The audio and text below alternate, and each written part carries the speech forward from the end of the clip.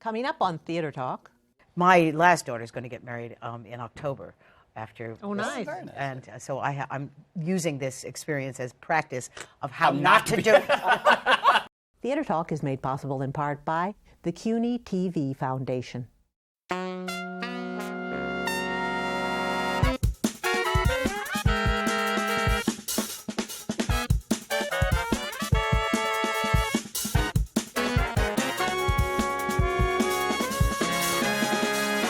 So enjoy all the time there is.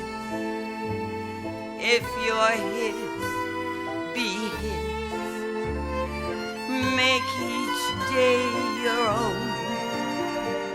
From New York City, this is Theater Talk. I'm Susan Haskins. And I'm Michael Riedel of the New York Post. You know, Susan, it feels like a kind of a college reunion here at Theater Talk, because all of our guests tonight have been on the show a number of times, and they have now come together working on a new Broadway musical, an absolutely superb musical called The Visit by John Kander and Fred Ebb. I believe it was the last music that John and Fred wrote before Fred died, and we are delighted tonight to be joined by the star of The Visit, the legendary Chita Rivera. Welcome back to Theater Talk. It's good to see you. Wonderful to be here. Thank you. And John Kander, who we always think of you with Freddie Ebb, and we always miss Fred when you're I miss him too. Welcome to Theater Talk.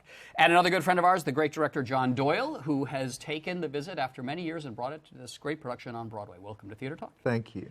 And yet another old friend, Roger Rees, one of the great, great stage actors. Welcome to Theater Talk. And film and television. I know, but we think of Roger here in Theater Talk as being a master of the stage. Thank you. Take us back, John, when you and Fred, if I remember correctly, used to meet at Fred's apartment. Right. Around the Formica kitchen The kitchen table, that's right. And that's where you would talk out the shows. What was the idea for the visit? That morning you got around, sat at the kitchen table and said, we want to do this Friedrich Dürrenmatt play. Actually, the visit, which is a play that we had talked about but hadn't gotten serious about, was brought to us by Barry Brown. Yes. And the idea for it, and the fact that I think he had the rights, and I know we said yes right away, because it was one of those pieces that you don't just adapt a play because it's a play. I think we felt there was a new element we could bring into it, and it fascinated us. And we had a wonderful time writing it. I mean that. The piece is so generative, and this was a long time ago. Yeah, and we should say missing from the table is Terrence McNally, who's done the adaptation. When you say that you were attracted to it, is it because you and Fred were always attracted to sort of a darker subject matter in a lot of your shows? I think it's just because the elements of the piece were so interesting.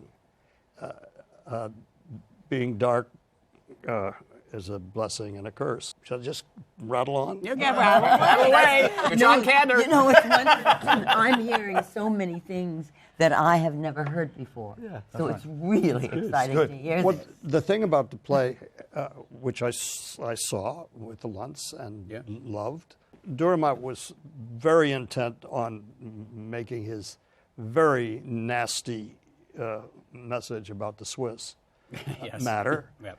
And the situation is very much the same as it is in our piece, except we wanted to examine the relationship between the two lovers, ex-lovers. So most of our attention was spent examining their feelings about each other, which aren't that clear in the play itself. Right. Well, we should say for anyone who hasn't seen the play, or doesn't know the play, it's about a woman who's now wealthy, and she goes back to the town she grew up in, and she's bent on getting even with the man who jilted her when they were young lovers. And Chita plays the woman who, I don't think of her as a villainess. I mean, she has her own particular point of view. I think that I have a great amount of similarity with this woman. I seem to understand what she's getting at.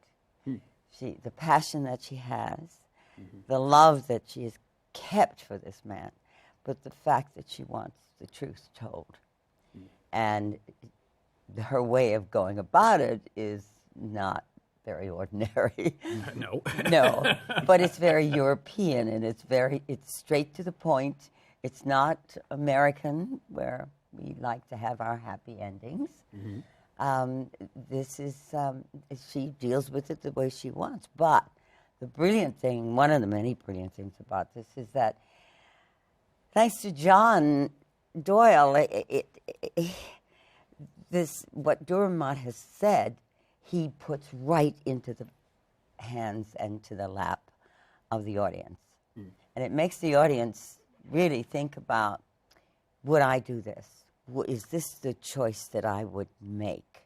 Also, I was just telling my daughter this morning, I don't know how many times I say to my sweet Roger over there, we're both old and so I said to Lisa, I guess this is God's way of making me face the truth.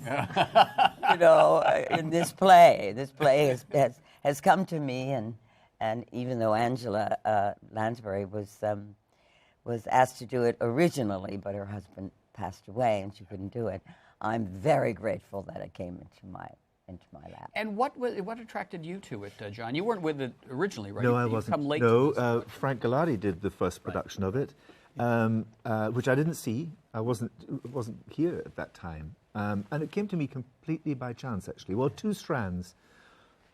You did a benefit, didn't you? Like a one night. Yeah, Broadway Cares. Yeah. Was that for the Vineyard? Was that who that? Or it was for Broadway Cares? Broadway Was it? Cares. I was approached to see if I would do that, and I looked at the material then, and I thought, this is great, but I don't want to do it in like 2 weeks or for one night. I just didn't, I felt there was such a lot to mine and look at in there. So, that was nice to be asked. And then I was on an airplane a couple of years later, and Tom Corday, who's the producer of this, he and I were on the same airplane. We knew each other. We were in different parts of the plane. He was in the back He was in at the the front, coach. I was up. And I went to the men's room on the airplane, and we went, oh, hi, Tom, hi, John. And he there and then said, do you know The Visit? I said, well, I know the play. He said, no, do you know Terence, John, Fred's musical? I said, well, I have looked at it once. I think it's great.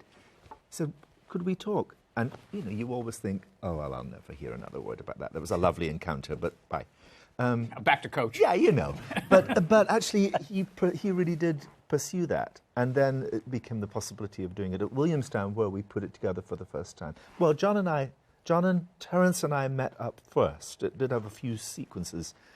We met up, and I did a little workshop production, 10 evenings rehearsal, down at Pace University with the students, where I did a kind of edit on it, didn't I, John? It pushed it into the one act that it is now, from being a two-act musical, with kids that were like 19. They didn't understand a lot of it. But that's unfair. But they brought a lot to it, and it gave us an opportunity to look at another way of doing it. It was only very, very tiny, semi-staged, but it gave a clue, and it particularly brought up some themes about how much the young parts of their lives could be on stage with them all the time, and what that could do. So that was the beginning of the journey of it, really. That was astonishing, too.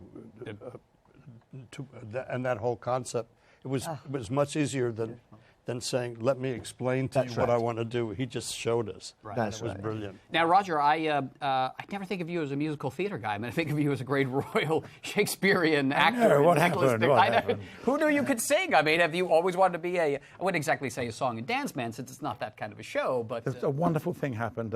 I was offered this part at Williamstown, and I've always wanted to be on stage with Chita. I've always wanted to be one of John Doyle's actors. But you don't play a trumpet. I know, I was going to say. I may as well say it before anybody else does. You should say John is famous for his production where the actors play all the instruments. But I never thought I would be in that group. I said, on condition that I would take the part if I could sing with John, so he could hear my voice, so he would be reassured that I could sing. I went to his house and we had some donuts and coffee and things, and then he sat at the piano and started to play a few notes, and I sang them, and then he played a couple of bits of music.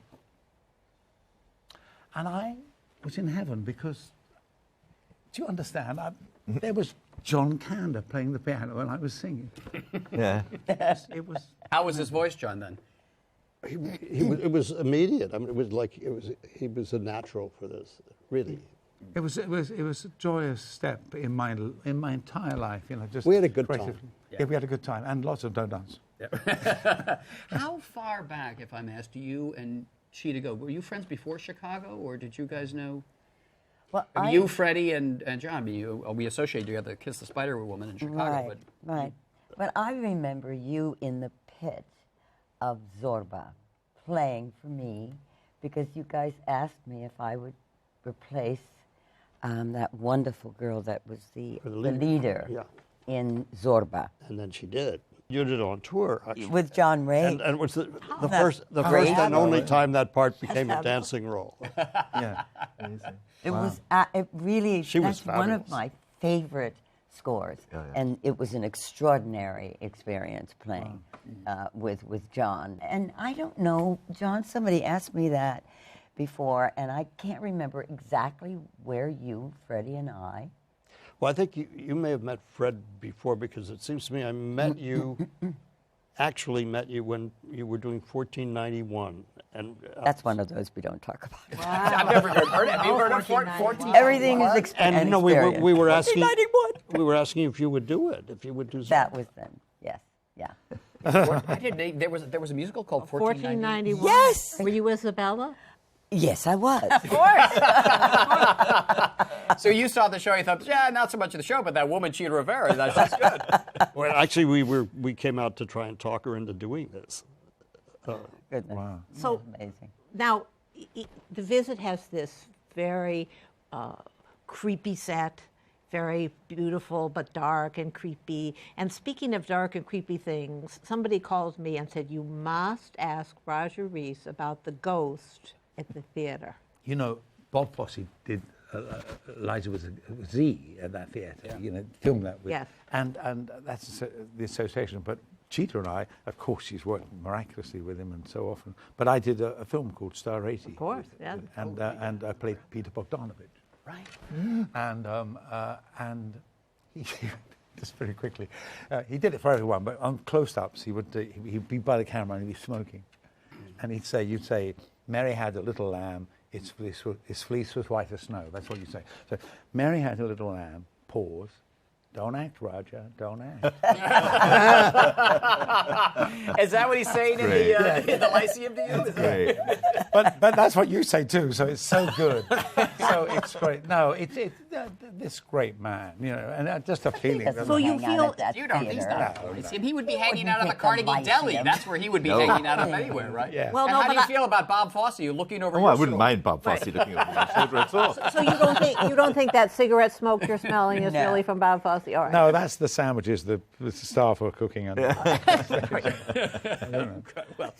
the show is called The Visit at the Lyceum Theater, haunted by Bob Fosse, some might say. Starring the great Chita Rivera, written by John Kander with the great lyricist Fred Ebb. Book by Terrence McNally, who's not here, but he's always welcome on Theater Talk. Directed by John Doyle, and also starring Roger Rees. Thank you. We wish you a long and prosperous run. May you die many times at the Lyceum Theater, Roger. I hate to say it, but there you go. That's very good. Thank you very much.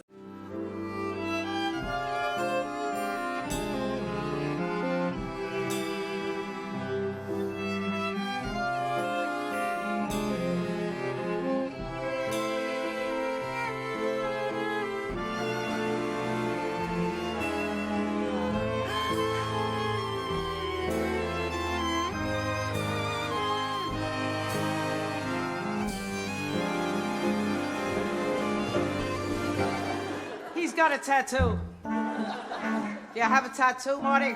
No. It should have been you. A happy surprise of this season on Broadway is It Should Have Been You, a mad, funny, and very sweet new musical about the most dreaded and stressful of rituals, the big family wedding.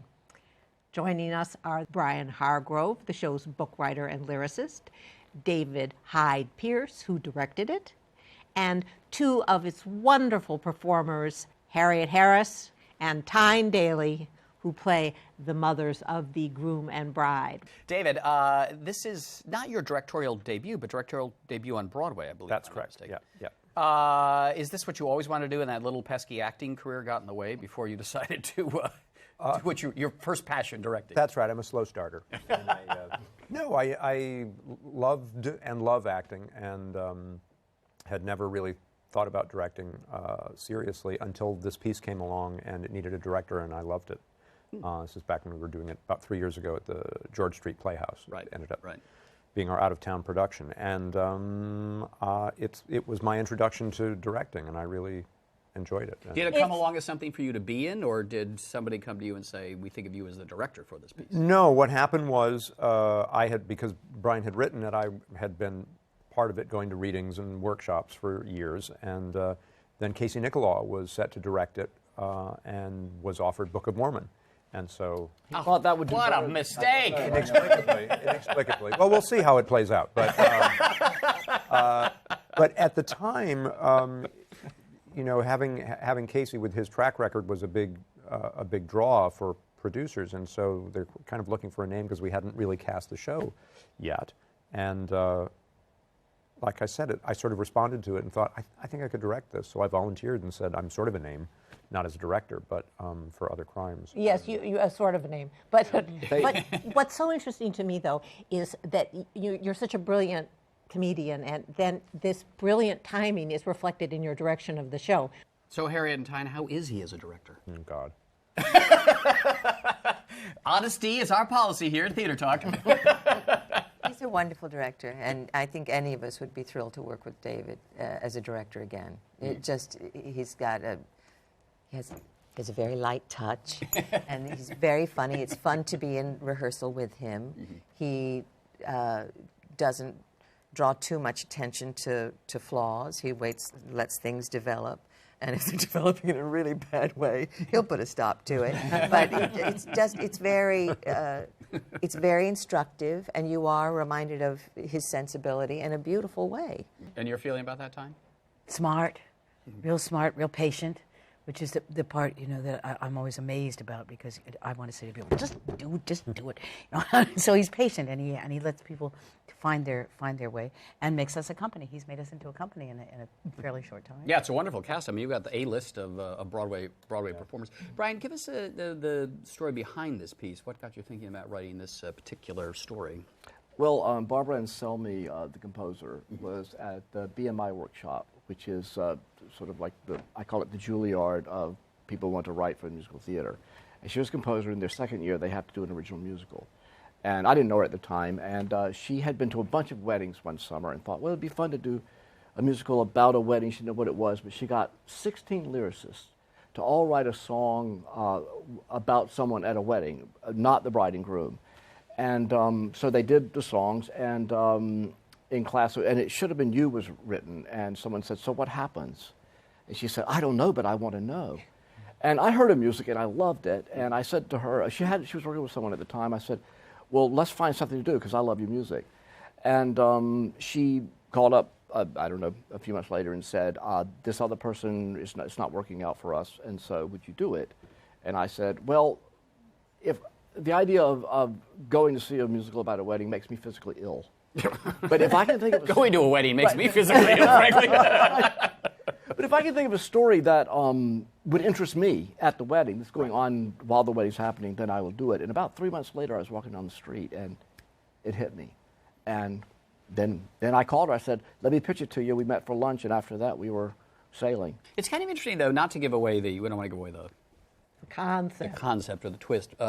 But there's something that I was thinking about it, that a wedding, you do present your best front to everybody, but it's not always your most truthful front. I mean, a wedding is a show, and you're playing parts in it. And that's one of the things I thought that kind of comes through. I don't know if you thought about that thematically, or if I'm just being a critic here, analyzing too much. One thing we have noticed is that backstage at a wedding is very much like backstage in the theater. So, I mean, you nailed it, really. It's all about things that are going. The show is about things that are going on behind what you see when people interact. So you can sort of get both things happening. Right. And then you have the wonderful wedding planner, director of your wedding, who's Edward Hibbard. Right.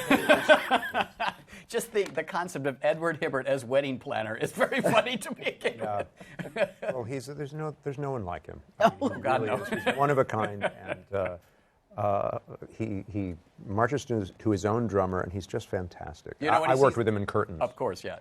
And of course we worked with him on Frasier. All right, so you guys are playing the mothers. Can you give me a sense of your character and what her concerns are about the wedding day? She's trying to put on a good face, and she's sure that her daughter's marrying the wrong person, and she doesn't know who to tell that to. So her emotional condition is very dicey. She's trying to put the lovely face on it and wants to break into tears most of the time. She senses it. But weddings are not for the people that are getting married. Weddings are not for the people that are getting married on base already are married. They know that. It's for the audience. It is like a movie. It's for the gathered company who's going to purportedly remind them of what they felt on that day. So I think that this setup is really clever because I know, having been married once and having had daughters that got married, and my last daughter is going to get married in October. After Oh, nice. Very nice. And so I'm using this experience as practice of how not to do it once we get to it. But weddings they're very loaded with feeling. Yes, and as you have it, the weddings are, from the bride and groom's perspective, for the parents. Yeah. And that's And what the makes friends. it so stressful because you just can't please them. How are you? And Harriet, you're Except for those brides, I think, who do think I get one perfect day in my life. I get The that deluded one. ones. Yeah. Why can't this day be all about me? Why can't it go the way I want it to go? My son, I just feel like he shouldn't marry at all. He should just remain devoted to me. That's just Why I should another be woman? enough. Yeah. I've always been enough. By the time this airs, you'll be open. But I'm told that in rehearsal now that you're focusing on subtleties. Smaller notes are sometimes harder to adjust to because you don't feel them the way you would feel a big note, and so something that you think is going to maybe take 10 minutes to do actually takes to about 45 minutes or something to incorporate and back into the show because you just go, but I thought I was doing that, or isn't that what? And so these last few days of rehearsal, we've been doing tiny, like 4 notes. Maybe we'll take up the entire rehearsal period as opposed to earlier when it was sort of like broad strokes and get the thing up there, and it's like tour. Sometimes at this point, not just me but also Brian in the final editing in these last days of previews, the more the show is ready, the more these little moments stick out as that's just got too much weight, and you just let that go, just say it, or whatever it is, or maybe this needs one tiny line here to help set that up an hour later.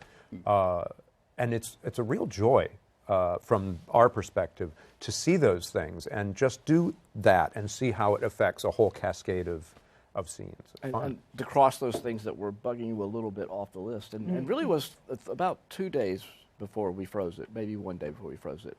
I think we both felt, oh, well, from a writing point of view, I think this is it. So this is what I'm happy. I love the show, and I love the cast, of course, but sort of my part of it was sort of done. And then I could just nag him about notes. Yeah. And so next for you, David, is what, King Lear in Central Park this summer, director? Yes, they don't And know. playing, that they're I'm going to doing play that, and though. direct at the same time. Yeah, well, that's right. He's going to do Lear and direct. No, I am going to direct. I'm directing a new David Lindsay a Bear play in the fall for Manhattan Theatre Club. Yeah, Tyne was telling us in the green room that she loves So the play. jealous, green. Yes, envy. yes. It's Tyne knows the one I play yearn very for. well. Yeah. Ripcord, it's called? Called Ripcord. Yeah, very funny. So the bug has bitten. I mean, are you forever now in the dark telling people what to do? Sounds like that. That's what I like to think of. Yes, that sounds so dirty. Excuse me, I just have to. I didn't mean it that way. He said he would ask questions like that.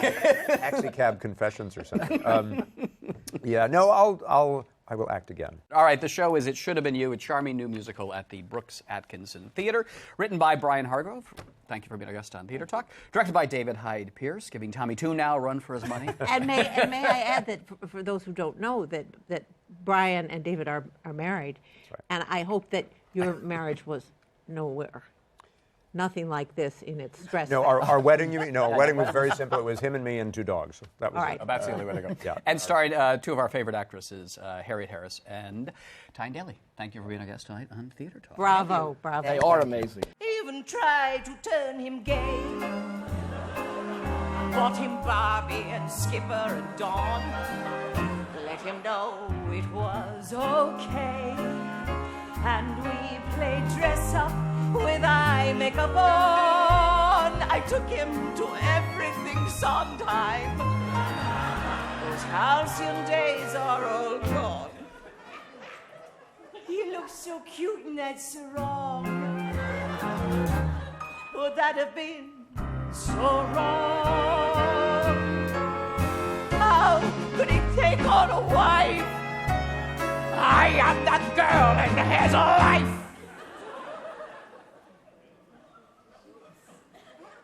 Did that sound a little strong? Where did I go wrong?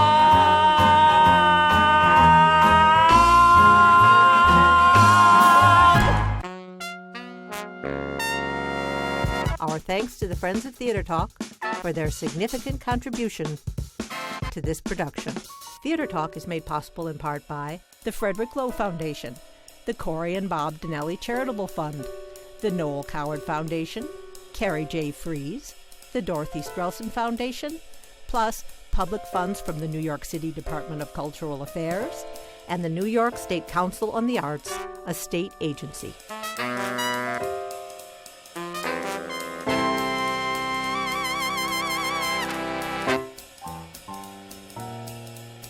We welcome your questions or comments for Theater Talk.